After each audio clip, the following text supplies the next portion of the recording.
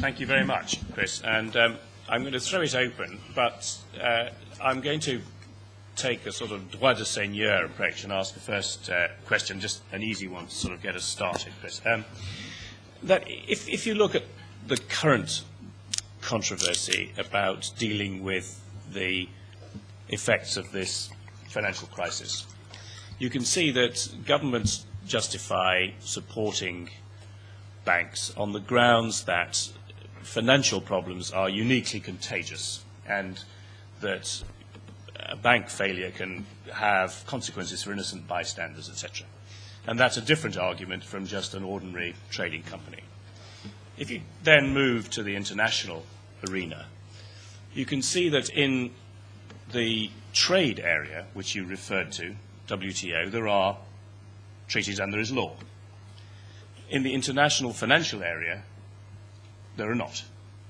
All international financial regulation is just done on a sort of best endeavours basis. There is nothing which enforces those rules in individual countries. Why do you think that is? And why is it that the political conditions have existed for trade agreements which can be enforced, but doesn't seem to have exist for financial agreements, even though in a domestic context we would accept that the contagion effects of financial instability are greater than the contagion effects of trade, and yet that argument has not been followed internationally? Well, I think, first of all, it would not be quite right to say that there was simply no international legal framework there at all. There's no framework specifically designed to deal with a financial crisis or indeed to deal with financial activity of that kind. But what you do have are certain general legal principles which apply to financial transactions as much as they apply elsewhere. For example, the limit to the right of regulatory authorities in one state to deal with activity taking place in another. Now, that problem goes back centuries. It deals with matters of transborder crime, transborder activity of all kinds, and it would be applicable in the financial sector as well. But why do we have no specific financial agreements comparable, say, to the WTO? The answer is that states haven't shown any interest so far in producing them.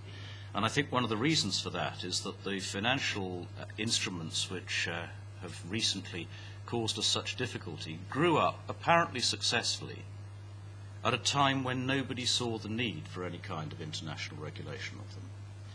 I think there was also the problem that the practical reality in the financial world is that power is distributed much more unevenly than it is even in the trading world, that a relatively small group of states are far more significant and far more influential there.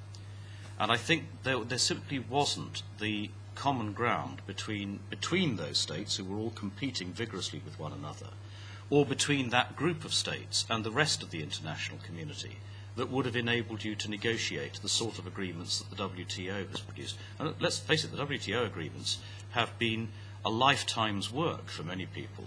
Each treaty itself probably seemed like a lifetime's work when they were negotiating it. I will pursue this with you later over dinner. But let's take two or three. One this microphone will on its way to you. Man with a sort of stripy tie.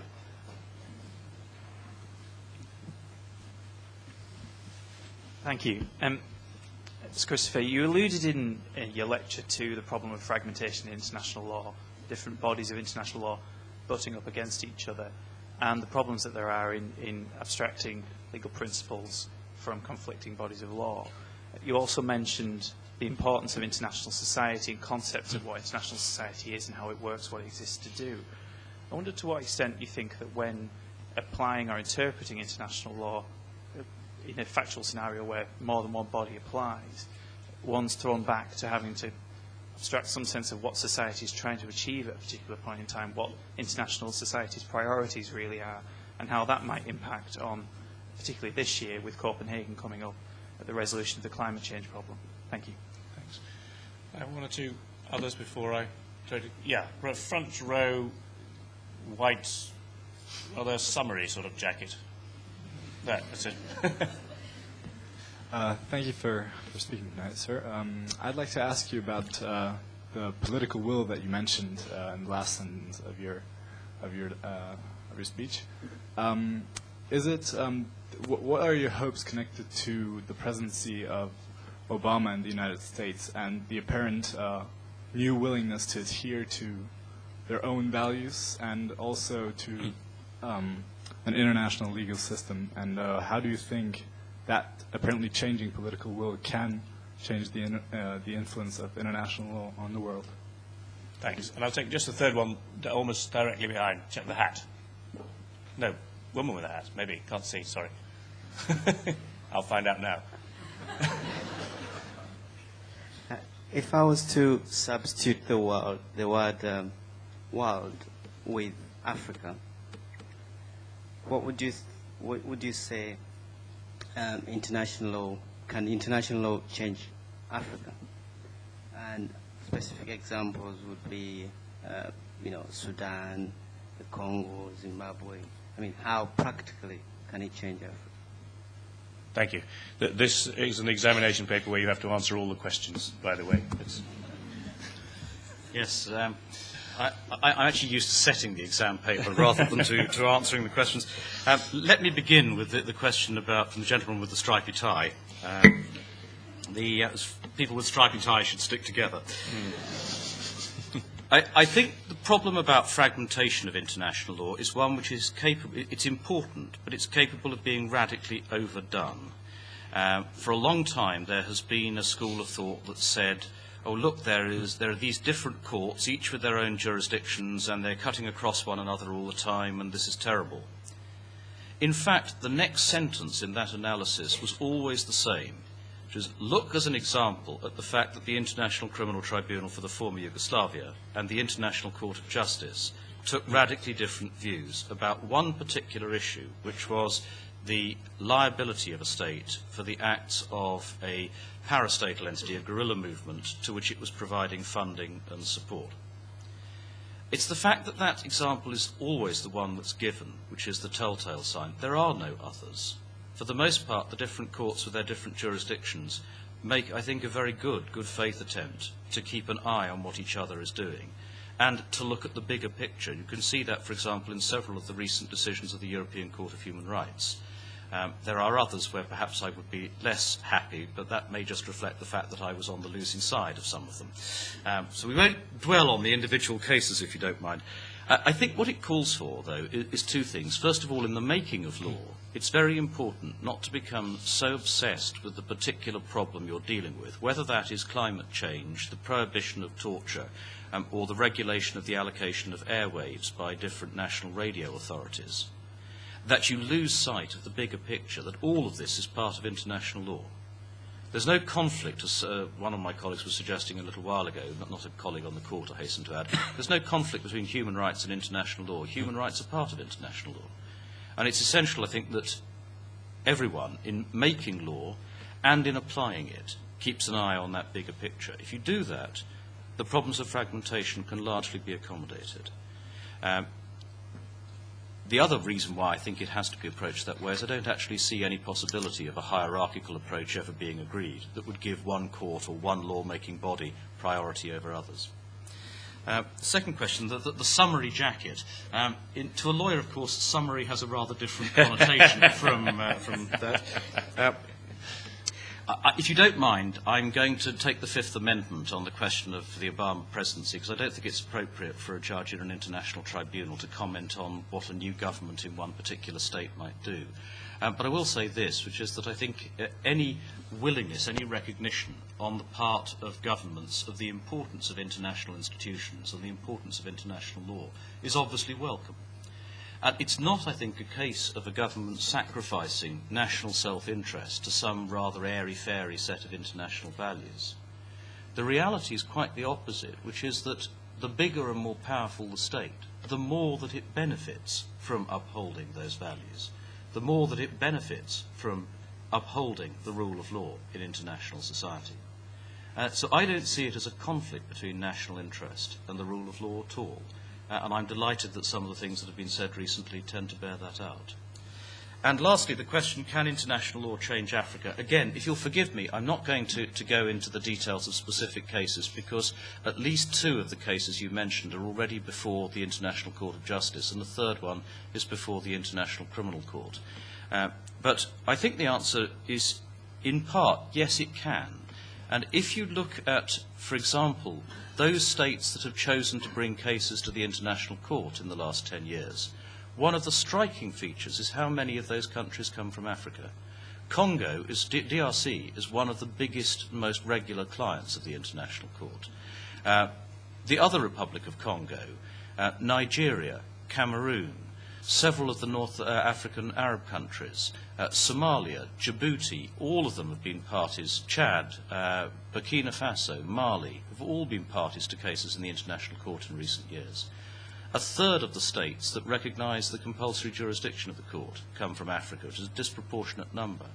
And that's a remarkable article of faith, because in many ways it was the African countries that were most disappointed and most aggrieved with the international legal system back in the 1960s over what they perceived, and in many ways I have to say rightly, as a failure to grapple with the problem of apartheid in Namibia in particular. But it comes back to the question about political will. Without the political will to make the rules work, you will not achieve the sort of change that I suspect you want to see achieved in Africa. Law is an essential part of that. It's not enough on its own. Thanks. More, yes. I'll take those 2 in the middle at the back, if you can get us over there. Yeah. Hello. You mentioned that international law is law that is applied between states. And however, as we know, there's been an increase in other powerful non-state actors. Do you believe that the structure of international law is flexible enough to accommodate these non-state actors, or is it only a question of political will to do so? And then to pass it straight in front of you. Yeah. Yeah, hi, thank you for speaking. I have a question in regards to some historical analysis of, say, take the Nuremberg trials and bringing it into today's current economic crisis. Do you think it's possible to imagine international court that could hold people accountable for the financial crisis? For instance, people particularly in the United States, like the Madoff scandal. That's my question. Thanks. There was somebody else over there, yeah, the third one. We'll take that third one. Hi. First of all, I'd like to congratulate you on your appointment to the International Court of Justice. My question for you is whether you think the intellectual property rights regime under the WTO, whether you consider that as a discriminatory barrier to trade, especially vis-a-vis AIDS vaccines in Africa. Thank you. All right, thank you. Can international law accommodate the position of non-state actors? Well, of course, first of all, in one sense, it has done for a great many years. Although it grows up as a system of law between states, and it is only states that directly contribute to making international law, both through custom and through the treaty-making process. They are very heavily indirectly influenced by others. It's more than a century ago that the first NGOs took part in a conference negotiating a treaty. And laws like the laws of war, for example, have applied to secessionist movements to break away entities like the Confederacy in the United States for well over a century and a half. The difficulty, I think, is partly this, that there is no problem today in making certain parts of international law apply to the individual. Human rights law confers rights on the individual. The laws of war, the law on crimes against humanity, the law on genocide impose obligations on individuals as well as conferring rights indirectly on others. The difficulty is rather with entities which aren't states but are more than simply conglomerates of individuals. Be they multinational corporations, be they fleets of merchant vessels, be they a terrorist, a movement like Al-Qaeda. I'm not quite sure what is the appropriate noun to use with Al-Qaeda. And there, not surprisingly, you do run into difficulty. Part of the answer to it is that by sorting out the relations between states, you can determine which state is going to regulate a particular activity. For example, whether, in the case of a corporation, the state of incorporation is going to be responsible for regulating a particular part of its operations, or whether it is going to be left to the state in which those operations take place. I think to a large extent with corporations that has been reasonably resolved.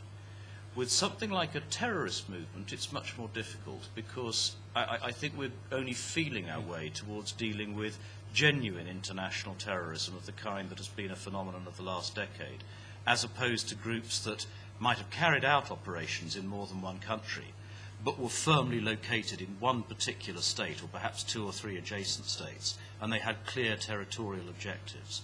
And there I think there is a real challenge for international law over the next decade or so. Now, the Nuremberg trials and international economic crimes, no, I don't really think so. I think there are a number of difficulties with that. The first is that most of the conduct in question, while it might violate the rules of a particular state's legal system, is not contrary to international law. International law doesn't normally regulate the criminal activity of individuals. The laws of war are an exception there. Secondly, the international legal system, I have to say, is not as well suited as domestic criminal courts to matters of fact-finding. Now, the ICC, and even more importantly, the ICTY and the ICTR, have gone a very long way towards doing that. But I think the people who have worked there would say, the first to say, it is a lot more difficult for them, without the apparatus of state power to call on, than it would be for the courts of New York or the courts in London, whatever it happens to be. What I think is more important there is to ensure the proper level of cooperation between states, and in particular to overcome what tends to be a sort of populist, no, you can't get justice anywhere but here mentality. Deep down underneath it all, the editors of many newspapers around the world are, I think, completely convinced that no Englishman can get justice in the United States, that no US citizen can get justice if sent to Europe, and so on. It isn't true, and it has to be very firmly resisted. Now, thank you very much for the congratulations. You then followed it with the sort of exam-level question that's a bit beyond my particular paper. I'm not a specialist in intellectual property law, nor indeed in the WTO. The WTO has a difficult compromise to strike in respect of intellectual property. On the one hand, protection of intellectual property rights is essential if you are going to continue investment in the development, for example, of new drugs, new forms of technology, and so on. We don't have intellectual property law just for the fun of it or just for profit. It's long been regarded as an essential part of the protection of innovation. But at the same time, I'm extremely sympathetic to the idea that this, by raising the price of certain products, it has created very considerable difficulties in many parts of the third world. And I think that is a problem which has got to be addressed. But it's not a problem which, if you like, it's not a lawyer's problem. It's that the difficulty doesn't arise because the law is defective. The law is defective because there is a difficulty here, which states have not so far been willing to grapple with, and nor, for that matter, have the owners of the intellectual property rights in question. So, yes, I think that is a priority. No, I don't see a ready and straightforward solution to it. Second generations of rights. Thanks. Two immediately behind. Yeah. Hi, I just wanted to ask, I know that you have said several times that you don't want to discuss individual cases, and I don't mean to ask you to comment on this specific case, but more to use it as an example of where international bodies such as the International Court of Justice are completely helpless, and where do they go from here? For example, when the International Court of Justice votes 14-1 on an issue such as Israeli settlement expansion, and when the UN, all but 4 states, vote against it pretty much every year, then, and Israel still refuses to comply with that, then where do these bodies go? I mean, they're just advisory bodies, and is there a case, therefore, for them to have power to implement wider change? For example, like a standing army for the UN? Thanks. And then the right front row here, middle of the front row, green sweater. Thank you. You talked about the difficulties with creating international environmental law. And one of the difficulties we have, of course, is that we are told that there's a rather short time frame we have in which to act. In the absence of being able to force states to become party to treaties, can you envisage any way that customary international law could develop at a pace fast enough to bind all states to this? Yes. Right. Can international law help limit poverty or help address the question of poverty? I think this is a much more difficult challenge for a legal system that is sometimes realized. To say that it is unlawful to torture someone is a very different proposition from saying it is unlawful that people live in poverty. Lifting people out of poverty requires a degree of positive action. It requires funds, very considerable bodies of funds. It's extremely difficult to create that change through the legal framework. Now, that's not to say that it's not important. I think that what you referred to as second and third generation rights have helped to play an important role in changing attitudes, in shaping the approach of society towards problems of global poverty. But it would be, I think, a mistake to imagine that adopting a treaty which incorporates rights of that kind is going to lead to the same sort of changes that the Convention Against Torture or the ICCPR have produced in the field of sort of traditional civil and political human rights. The question you've asked, I'm going to have to duck that because that may well come back to the International Court of Justice. I just say this, the Court's advisory opinion on the wall, the Israeli security wall, was just that. It was an advisory opinion. The Court has two different types of jurisdiction. It decides contentious cases between states, and when it does so, its judgment is binding on those states.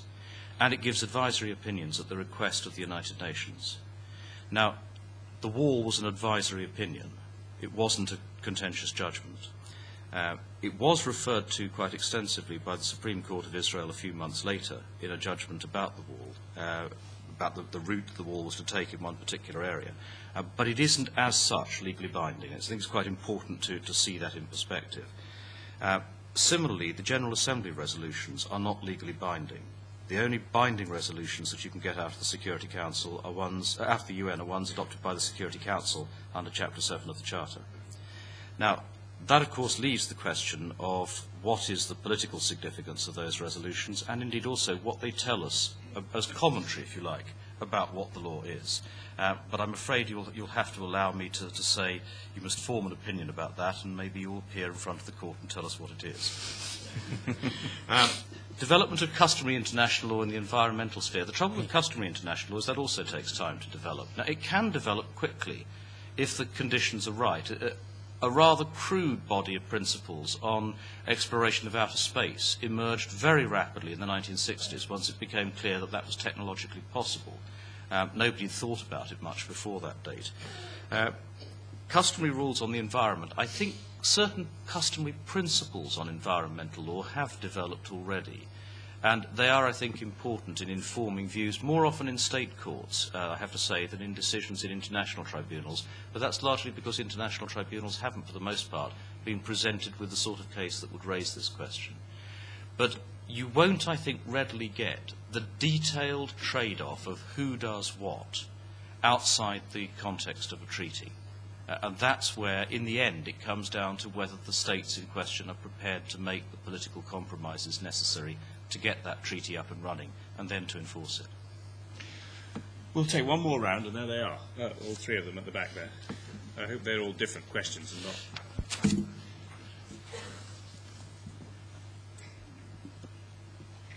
not... Since nobody else has brought this up, I thought maybe you could address some of the concerns with the expansion of international law with regard to sovereignty, coming across the pond, that is. In particular, you mentioned that, for example, gun rights were not talked about in the UN, but something like the death penalty is something that has been discussed frequently in various bodies of international law. And isn't there a concern that a overextension of the jurisdiction of international law will not only impinge on a nation's sovereignty, but also on the democratic principles on which those nations are founded? Thank you. Then pass it. Yeah. Okay, thank you. I just wanted to know, with regards, I know you don't want to comment on the case that's currently with the African at the ICC, but I just wanted to know, why does it take so long and cost such huge amounts of money to bring somebody like that to justice? Because it's taken such a long time, and, you know, obviously this is giving other dictators, you know, the opportunity to get away with murder, probably, because it takes so long. Why does it take so long to bring someone to trial?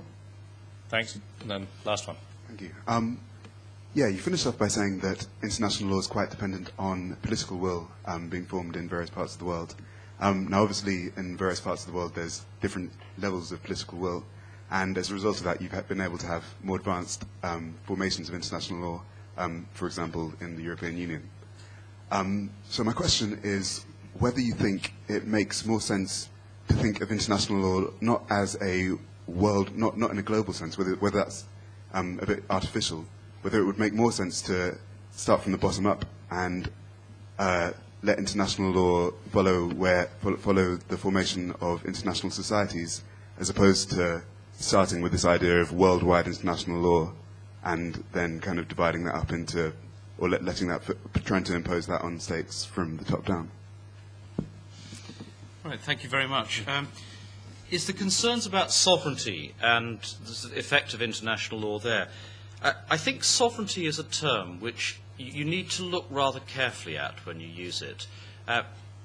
People always tend to refer to sovereignty when they want to do something which they're not prepared to justify by ordinary rational debate. When members of Parliament want to do something which they know is not going to be very popular, they always refer to the sovereignty of Parliament. Likewise, states tend to talk about sovereignty in much the same way as there's an old English saying, the more that he spoke of his honour, the harder we counted our spoons. I always feel there's an element of that with sovereignty. But look, sovereignty has never been unlimited. It couldn't possibly be. The sovereign power of a state to do something is inevitably going to bump up against the sovereign powers of all the other states. And unless you say that one state's sovereignty is worth more than another's, which I don't think is a proposition that's acceptable to anyone, unless you say that, you're going to have some form of legal regulation which determines which sovereign power takes priority in any particular case. The firearms example, I would never have dreamt of giving that had I not come across it on a website. I won't say whose website, but it wasn't a sort of trivial organisation by any stretch of the imagination. It's plainly moonshine, that there is no way in which the United Nations could or would want to take away firearms from people in Georgia. That's Georgia, USA, for want of any doubt about that. But the death penalty is an interesting example. You see, that's very much part of a human rights debate which you have. It's been going on since the Second World War. It's now, I think, agreed that the sovereign power of the state does not extend to doing certain things, such as torturing somebody.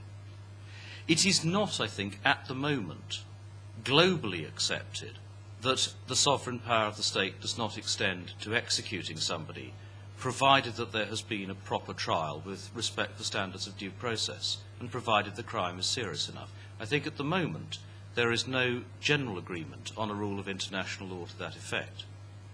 There is, in certain regional contexts, the European Court of Human Rights, and this goes back to one of the other questions asked, the European Court of Human Rights has said that Europe is a death penalty-free zone, that this is not a community within which the death penalty is acceptable any longer. And that's for roughly a quarter of the states of the world.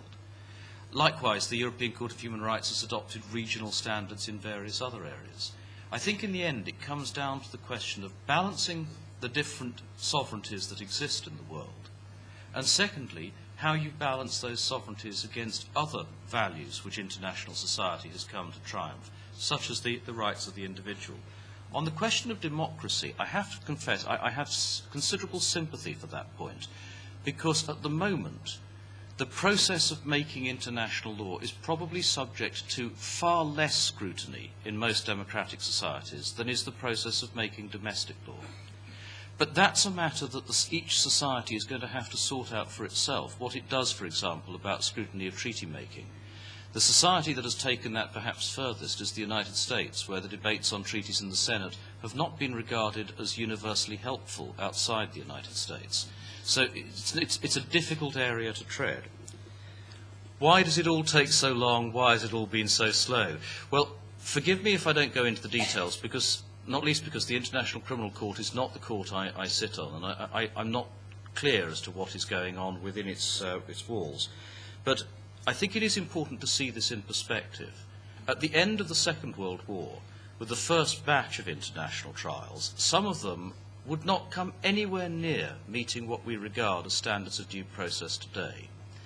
One case, admittedly tried by a British military court, but with members from another Allied power as well, and applying international law, tried the captain of a US submarine for murdering the survivors of a sunken merchant vessel. The trial lasted a day. The defendant was convicted and sentenced to death. The evidence against him was entirely unsworn written testimony by witnesses who weren't called to give oral evidence because they were somewhere else in Europe at the time the trial was taking place. There was only one copy in court of the only legal textbook to which the court was going to refer.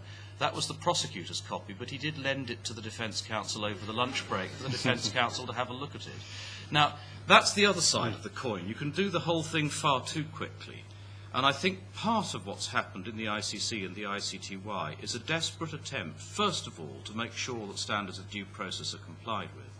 Secondly, to meet the demands for victim involvement in the legal process, which has turned out to be much more difficult and much more time-consuming than people expected.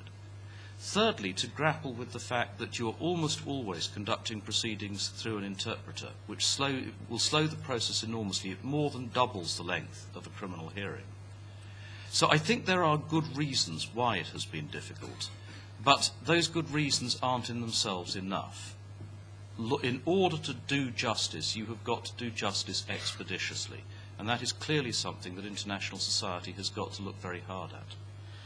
And lastly, well, now the European Union would tell you, the European Union's court would tell you straight away that it is heresy to regard European Union law as a form of international law. I have in fact been told that in the European Court of Justice. I think it would be a mistake to imagine that international law can be broken down into a series of regional agreements. First of all, how do you define the regions? If you look at the regional breakdown into the different regional groups in the United Nations, you find some really quite interesting and striking features. Within the Asian group at the last election for the International Court, the competition was between a Jordanian and a Filipina. Now, not everyone would immediately see Jordan and the Philippines as having a community of interest for the purposes you're talking about. Cyprus counts as an Asian state for these purposes, which again may be a surprise to many Cypriots. Some problems can only be tackled globally, and some problems are ones which have always been tackled globally. There's no reason, for example, for the law on diplomatic privileges and immunities to be any different between Asia, Africa, Western Europe, Eastern Europe, South America, North America. It's the same issue everywhere, the same basic attitudes. But that doesn't stop different regions, if they want to, adopting regional agreements which will move faster or move in a particular direction, so long as in doing that they take account of their obligations to the rest of the world. And that can sometimes run you into difficulties. For example, there was a very acrimonious debate in the European Court of Human Rights a few years ago in a case about whether Britain had violated an individual's right of access to court under Article 6 of the European Convention by holding that a foreign state, Kuwait I think it was entitled to sovereign immunity when it was sued for torture in the English courts. And there was a lot of strident comment about the importance of the European Convention and European rights. In fact, the European Court split 9-8 in its decision in that case, the majority being in Britain's favour. But of course, the European Convention doesn't bind Kuwait. And Kuwait would have been quite entitled to say, well, whatever agreement you European countries may have negotiated amongst yourselves, you've also got to have regard to the obligations that each of you has to us as a non-European state. I think that's a certain danger that exists in an excessive affection for regionalism. Chris, I'm going to use the sovereignty of the chair to determine that this court is up. And I think you've all seen tonight a huge amount of evidence for why all Chris's colleagues are so pleased to see him go to the... sorry, that came out a bit. To the International Court of Justice. We will miss his wise counsel in the school. I hope, however, this won't be the last time he appears on a school platform. But we are, of course, honoured that the ICJ should have once again chosen an LSE professor to fill the British seat at the court. And I'm sure we all think that the court will be thereby enhanced. Thank you very much.